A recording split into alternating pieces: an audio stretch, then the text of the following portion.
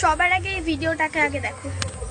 মানুষকে আনন্দ করবে, একটু মহালয়ের গান শুনবে, জীবনটাকে উপভোগ করবে, তা না সকাল থেকে একটা ঘটনা ঘটলেই সেটাকে নিয়ে দেখাচ্ছে বারবার।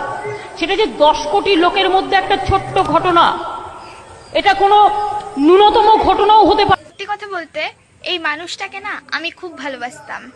এটাই ভাবতাম যে মহিলাদের পাশে আর কেউ থাকুক আর না থাকুক, এই মানুষটা সবসময় মহিলাদের পাশে আছে।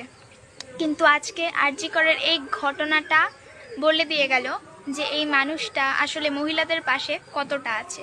এই ঘটনাটাকে নাকি উনি সামান্য ঘটনা বলছে। ধর্ষণ একটা সামান্য ঘটনা?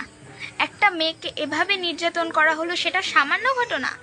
এটাকে নিয়ে মানুষ কথা বলছে, মানুষ প্রচার করছে, আন্দোলনে নেমেছে, এটা সামান্য ঘটনা?